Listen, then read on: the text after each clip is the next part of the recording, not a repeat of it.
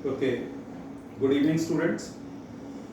आज मैं करीब 2 साल बाद आपके सामने फिर से हूँ।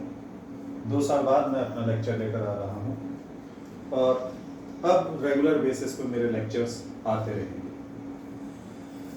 जो टॉपिक मैं अब स्टार्ट करने जा रहा हूँ वो है मार्जिनल कॉस्टिंग और ये चैप्टर करीब 30 to 35 लेक्चर्स में बटा हुआ होगा और हम लोग धीमे धीमे जो है इस पूरे चैप्टर को स्टडी करेंगे। आखिर मार्जिनल कॉस्टिंग क्या है, इसमें क्या क्या चीज़ें स्टडी की जाती है, इसका इम्पैक्ट कहाँ कहाँ क्या होता है, ये सारी चीज़ें हम लोग वन बाय वन स्टडी करेंगे। अब जो भी मैं अभी पढ़ा रहा हूँ वो सारा का सारा आपका बीकॉम के लेवल का है। सीए का लेवल इससे थोड़ा ऊपर होता है, लेकिन ये आपके बेसिक कॉन्सेप्ट्स एकदम क्लियर कर देगा। तो मार्जिनल कॉस्टिंग के बारे में बात करते हैं। जब हम क्लास 3rd में थे, 4th में थे, तो हमने एक मैथमेटिक्स में एक चैप्टर पढ़ा था जिसका नाम था profit and loss. Profit and loss में हमने एक इक्वेशन पढ़ी थी। वो इक्वेशन क्या थी? Profit is equal to sales minus cost. अगर हम सेल्स में से कॉस्ट माइनस कर दे तो प्रॉफिट होता है, और अगर कॉस्ट ज्यादा हो, सेल कम हो, तो क्या होता है? लॉस होता है। ये सारी चीजें हमें मालूम है। लेकिन जब हम डिसीजन मेकिंग की बात करते हैं ना, तो डिसीजन मेकिंग इतना आसान नहीं होता है। अगर ये इतना ही आसान होता तो क्लास 4th का बच्चा भी ये चीज जानता है। लेकिन जब हम बड़े हो गए हैं ना, तो अब हमें ये मालूम होना चाहिए कि कॉस्ट जो है 2 हिस्सों में बढ़ जाती है। कौन कौन सी? एक है वेरिएबल कॉस्ट और दूसरी है फिक्स्ड कॉस्ट। तो जब हम कॉस्ट की बात करते हैं तो कॉस्ट 2 तरीके की होती है, वेरिएबल कॉस्ट और फिक्स्ड कॉस्ट। जब वेरिएबल कॉस्ट को फिक्स्ड कॉस्ट में ऐड करते हैं तो हमारे सामने क्या आती है? Total cost. अब हम ये समझेंगे कि वेरिएबल कॉस्ट क्या है और फिर धीरे धीरे हम ये समझेंगे कि फिक्स्ड कॉस्ट क्या है, और वन बाय वन हम सारी चीजों को समझते हुए चलेंगे। वेरिएबल कॉस्ट, वेरिएबल यानी कि वो कॉस्ट जो प्रोडक्शन के हिसाब से कम होती है और ज्यादा होती है। प्रोडक्शन के हिसाब से कम होती है, ज्यादा होती है का मतलब जितनी ज्यादा प्रोडक्शन होगी उतनी ज्यादा ये कॉस्ट बढ़ जाएगी, और जितनी कम प्रोडक्शन होगी उतनी कम ये कॉस्ट होगी। अगर प्रोडक्शन नहीं है तो ये कॉस्ट भी नहीं है। तो हम ये कह सकते हैं वेरिएबल कॉस्ट का डायरेक्ट रिलेशन है कॉस्ट का और क्वांटिटी का। इसको हम ग्राफ के थ्रू भी समझ सकते हैं। जैसे हम इसका ग्राफ अगर हम बनाएंगे तो हमें यह मालूम है ये y एक्सिस, ये x एक्सिस। y एक्सिस पे हम अमाउंट को रखते हैं और x एक्सिस पे हम यूनिट्स कह लीजिए या क्वांटिटी कह लीजिए, ये रखते हैं। ये 0 पॉइंट है और इसका ग्राफ कुछ यूं बनता है। इसका मतलब अगर प्रोडक्शन नहीं थी तो ये कॉस्ट भी 0 थी। ठीक, इस तरफ हम कॉस्ट की बात कर लेते हैं। जैसे जैसे यूनिट्स की प्रोडक्शन होनी शुरू होगी वैसे वैसे आप ये देख रहे हो कि कॉस्ट भी बढ़ गई। ठीक है, मतलब अगर ये 100 रुपए है तो 1 यूनिट, अगर 1 यूनिट बना तो 100 रुपए कॉस्ट होगी। जैसे ही यूनिट्स बढ़े तो वैसे ही ये भी बढ़ गई। तो हम ये कह सकते हैं वेरिएबल कॉस्ट वो कॉस्ट होती है तो जो कि जैसे जैसे प्रोडक्शन बढ़ती है वैसे वैसे ये कॉस्ट भी बढ़ती चलती चली जाती है। More the production more is the cost, less the production less is the cost, and zero the production zero is the cost. अब हम बात कर लेते हैं फिक्स कॉस्ट के बारे में। फिक्स का मतलब वो कॉस्ट जो कि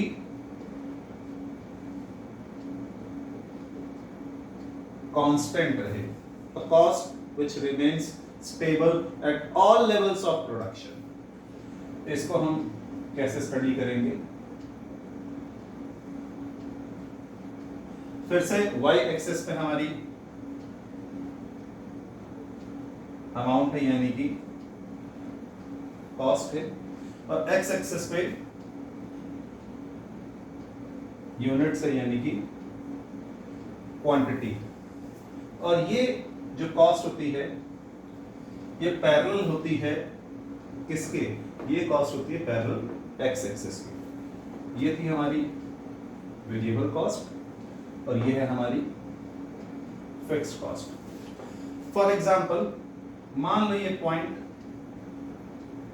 10,000 रुपए का, जीरो प्रोडक्शन तब भी 10,000 रुपए हमें खर्च करने हैं, एक यूनिट प्रोडक्शन तब भी 10,000 रुपए खर्च करने हैं, 100 यूनिट प्रोडक्शन तब भी 10,000 रुपए खर्च करने हैं, 10,000 यूनिट्स की प्रोडक्शन होगी तब भी 10,000 रुपए खर्च करने हैं। तो इसका मतलब हम ये कह सकते हैं a cost which remains constant at all levels of production. ये बात क्लियर? तो एक स्मॉल कैप, हमने क्लास 4th में पढ़ा profit is equal to sales minus cost, लेकिन अभी हम क्या स्टडी कर रहे हैं? अभी हम ये स्टडी कर रहे हैं कि कॉस्ट जो है दो कैटेगरीज में डिवाइड की जा सकती है, वेरिएबल कॉस्ट और fixed cost. Variable cost is that cost which is directly related to output और units. More the quantity produced more is the cost, less the quantity produced less is the cost. और जब हम fixed cost की बात करते हैं, fixed cost is that cost which remains stable at all levels of production। I hope इतने में कोई डाउट नहीं होगा। अब हम इसके आगे बढ़ते हैं।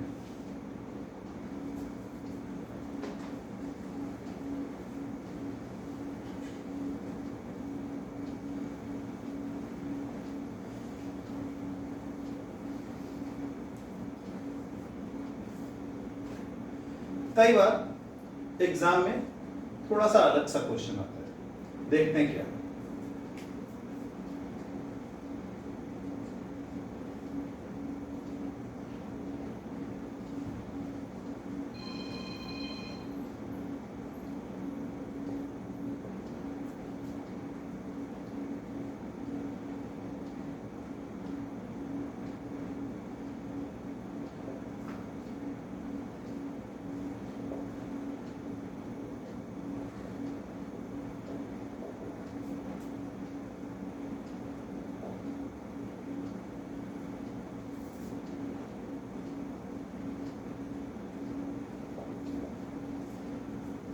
कई बार एग्जाम में क्वेश्चन आता है, prove that variable cost is fixed in nature and fixed cost is variable in nature. अब स्टूडेंट सोचेंगे अभी तो सर ने ये बताया कि वेरिएबल कॉस्ट वो कॉस्ट होती है जिसमें जितनी कम प्रोडक्शन उतनी कम कॉस्ट, जितनी ज्यादा प्रोडक्शन उतनी ज्यादा कॉस्ट। और फिक्स्ड कॉस्ट के बारे में सर ने ये बताया भाई प्रोडक्शन हो या ना हो एक सर्टेन अमाउंट तक खर्च होगी ही होगी, ठीक है। और सर अब आप एकदम उल्टी बात कर रहे हैं, आप ये कह रहे हैं कि ये साबित करो कि variable cost fixed in nature होती है और fixed cost variable in nature होती है, ये साबित करो। तो इसको एक हम मैथमेटिकल एग्जांपल के थ्रू समझने की कोशिश करते हैं। किस हिसाब से, एक तरफ हम लिख लेते हैं यूनिट्स, दूसरी तरफ वेरिएबल कॉस्ट, फिर fixed cost, total cost. Total cost के बारे में हमें मालूम है वेरिएबल कॉस्ट को फिक्स कॉस्ट में प्लस कर देंगे तो क्या होगा, टोटल कॉस्ट। यहां पे लिख भी देता हूं, total cost is equal two variable cost plus fix cost. ये इस तरीके से।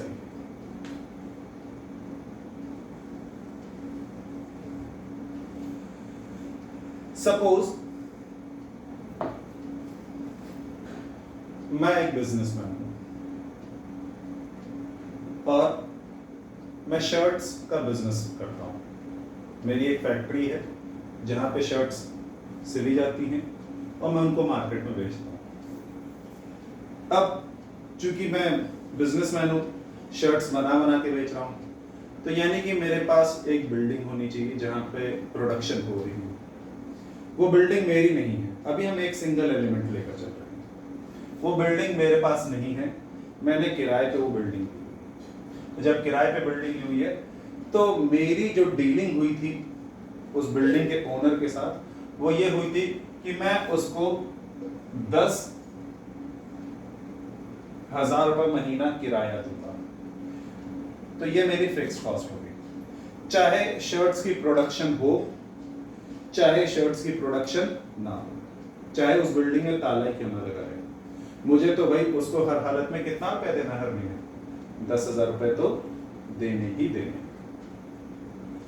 अब अभी तक मेरी प्रोडक्शन 0 यूनिट्स, यानी कि अभी काम शुरू भी नहीं हुआ है, प्रोडक्शन भी नहीं स्टार्ट हुई है, लेकिन मेरी फिक्स कॉस्ट कितनी है, 10,000 रुपए। अब मान लेते हैं इस एक शर्ट को बनाने में 100 रुपए का कपड़ा लगता है, तो अभी तो प्रोडक्शन नहीं है तो 0 है, तो टोटल कॉस्ट कितनी है, 10,000 रुपए। तो आप समझिए कि अभी प्रोडक्शन नहीं है फिर भी फिक्स कॉस्ट है। याद कीजिए, फिक्स कॉस्ट का मैंने ग्राफ कुछ यूं बनाया था, याद है? ये हमारी y एक्सिस थी, ये हमारी x एक्सिस थी, और ये 10,000 रुपए। प्रोडक्शन अभी नहीं है फिर भी 10,000 रुपए तो खर्चा हो रहा है ना। प्रोडक्शन 100 यूनिट होगी तब भी 10,000 रुपए खर्चा होगा, प्रोडक्शन 1000 यूनिट होगी तब भी 10,000 रुपए खर्चा होगा। तो अभी प्रोडक्शन नहीं है। अब मैं 1 यूनिट शर्ट बनाता हूं। मैंने अभी आपको बताया एक शर्ट को बनाने में 100 रुपए का कपड़ा लगता है। अभी हम एक सिंगल वेरिएबल लेकर चल रहे हैं, तो इसका मतलब कितनी वेरिएबल कॉस्ट हुई, 100 रुपए। फिक्स कॉस्ट कितनी रहेगी, 10,000, और टोटल कॉस्ट कितनी हो गई, 10,100 रुपए।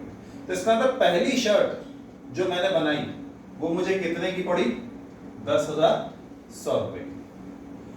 अब मैं 2 शर्टें बनाता हूं तो वेरिएबल कॉस्ट कितनी हो रही है, 200 रुपए, लेकिन फिक्स कॉस्ट कितनी है, अभी भी 10,000 रुपए, और टोटल कॉस्ट कितनी हो गई, 10,200 रुपए। मैं 10 शर्टें बनाता हूं, 10 शर्टें बनाता हूं, इसका मतलब मेरी वेरिएबल कॉस्ट कितनी होगी, 1,000 रुपए। फिक्स कॉस्ट कितनी होगी, 10,000 रुपए, और टोटल कॉस्ट मेरी कितनी होगी, 1,000 प्लस 10,000, 11,000 रुपए। मैं 100 शर्ट्स बना देता हूं, तो इसका मतलब मेरी वेरिएबल कॉस्ट कितनी होगी, 100 इंटू 100, 10,000 रुपए। और मेरी फिक्स कॉस्ट अभी भी कितनी है, अभी भी 10,000 रुपए, और टोटल कॉस्ट कितनी हो गई, 20,000 रुपए। तो अभी आपको ये वाला ग्राफ एकदम समझ में आ रहा होगा।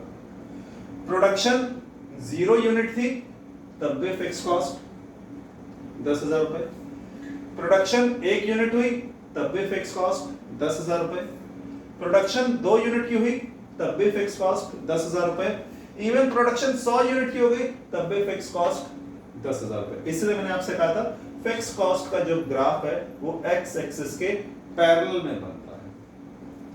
वेरिएबल कॉस्ट की बात कर लेते हैं, जो मैंने आपको बताया।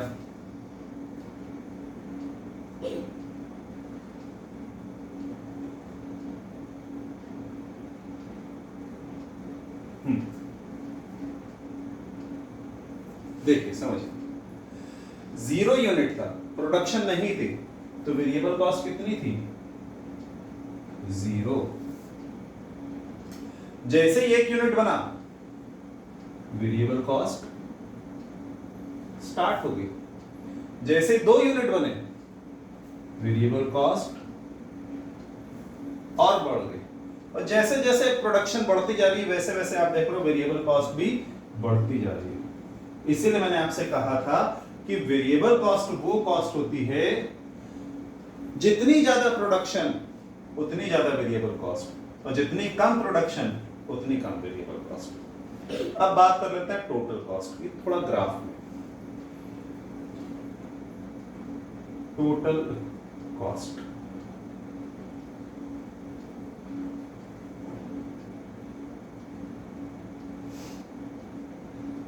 ये y, ये x एक्सिस, ये सबको मालूम है। ये कॉस्ट है, ये क्वांटिटी है, ये कॉस्ट है, ये क्वांटिटी है, ये कॉस्ट है, और ये क्वांटिटी है। देखिए, ये हमारी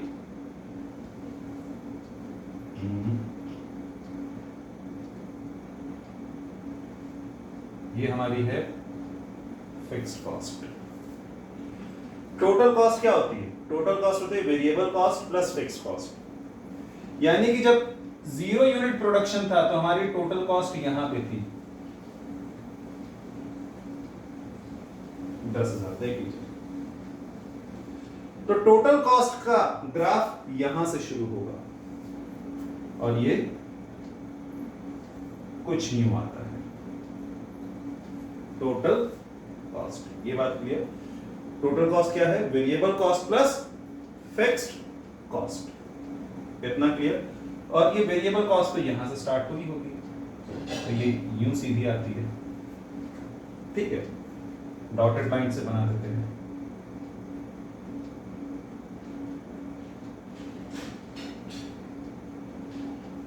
वेरिएबल कॉस्ट, टोटल कॉस्ट क्या होती है? Fix cost plus variable cost. तो हमारा क्वेश्चन ये है, बच्चे सोच रहे हैं कि अभी तक का सर पुरानी बातों पे है, ये कहां साबित हो रहा है कि variable cost is fixed in nature and fixed cost is variable in nature? तो हम एक काम कर लेते हैं, हम आगे कुछ और लाइनें बनाते हैं। Variable cost per unit fix cost per unit total cost per unit. हम 3 लाइनें और बना लेते हैं। देखिए, अभी तक तो प्रोडक्शन है ही नहीं, तो वेरिएबल कॉस्ट अभी भी ले लें। फिक्स कॉस्ट अभी भी वैसे ही रहेगा, और ये फिलहाल ये नहीं है अभी। हमारी टोटल कॉस्ट 10,000 रुपए है, पहला unit. Variable cost per unit अभी भी 100 रुपए। फिक्स कॉस्ट पर यूनिट 10,000 रुपए, और टोटल कॉस्ट कितनी होगी? 10,100 रुपए। ध्यान दीजिए, बहुत ध्यान से समझिएगा। अब हम ये साबित करने जा रहे हैं variable cost is fixed in nature and fixed cost is variable in nature. कैसे? 2 शर्ट को बनाने में वेरिएबल कॉस्ट कितनी थी? 200 रुपए। यानी पर यूनिट कितना खर्चा हुआ? 100 रुपए। 10 शर्ट को बनाने में टोटल वेरिएबल कॉस्ट कितनी थी? 10 यूनिट को बनाने में टोटल वेरिएबल कॉस्ट थी 1,000 रुपए। लेकिन पर यूनिट की बात करेंगे तो 1000 को 10 से डिवाइड करेंगे कितना आ जाएगा 100 रुपए। उसी तरीके से 100 शर्ट जब बनाई थी तो टोटल वेरिएबल कॉस्ट कितनी थी 10,000 रुपए। तो एक शर्ट का कितना हुआ 10,000 रुपए। तो हमें आपको नहीं लग रहा ये ग्राफ कुछ यूं सीधा सा दिखाई दे रहा है, सीधी लाइन। अब फिक्स कॉस्ट की बात करते हैं। एक शर्ट बनाई थी तो पर यूनिट फिक्स कॉस्ट कितनी है 10,000 रुपए। लेकिन जब हम 2 शर्ट बना रहे हैं तो पर यूनिट फिक्स कॉस्ट कितनी हो गई 10,000 डिवाइडेड बाय 2 5,000। आप देखो जैसे ही 100% प्रोडक्शन बढ़ी, ये प्रोडक्शन 100% बढ़ी, हमारी फिक्स कॉस्ट 50% कम हो गई। और अभी पर यूनिट टोटल कॉस्ट कितनी हो गई 5,100। अब जैसे ही हमने 10 यूनिट बनाए थे तो फिक्स कॉस्ट पर यूनिट कितनी हो गई 10,000 डिवाइडेड बाय 10 यानी कि 1,000 रुपए। और अभी वो शर्ट मुझे कितने की पड़ रही है, उसकी टोटल कॉस्ट 1,100 रुपए। फिर जब मैंने 100 यूनिट बनाए तो ये फिक्स कॉस्ट पर यूनिट कितनी हो गई 100 रुपए।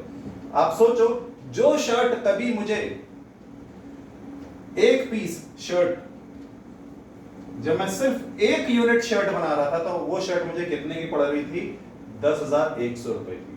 लेकिन जब वही मैंने 100 शर्टें बना दी तो पर यूनिट शर्ट वो कितने की आ गई 200 रुपए की। आप सोचिए। तो यहां से हमें यह पता चलता है कि variable cost fixed in nature है अगर हम पर यूनिट के टर्म्स में बात करें, और जब हम फिक्स कॉस्ट की बात करते हैं तो पर यूनिट फिक्स कॉस्ट, इसका ग्राफ कुछ यूं आता है। ठीक है, तो हम अल्टीमेटली ये कह सकते हैं टोटल वेरिएबल कॉस्ट इंक्रीज और decrease with production. Total variable cost increase और डिक्रीज विद प्रोडक्शन, मतलब अगर प्रोडक्शन बढ़ेगी तो वेरिएबल कॉस्ट बढ़ेगी, अगर प्रोडक्शन कम होगी तो वेरिएबल कॉस्ट कम होगी। But per unit variable cost is constant. लेकिन अगर हम पर यूनिट वेरिएबल कॉस्ट की बात करते हैं तो आप देख रहे हो ये कांस्टेंट है 100 रुपए 100 रुपए 100 रुपए 100 रुपए। उसी तरीके से जब हम टोटल फिक्स्ड कॉस्ट की बात करते हैं is constant, total fix cost constant होती है। लेकिन जब हम पर यूनिट फिक्स्ड कॉस्ट की बात करते हैं it is variable in nature. ठीक है, तो हमने देखा कि 0 यूनिट प्रोडक्शन थी, ये 10,000 रुपए था।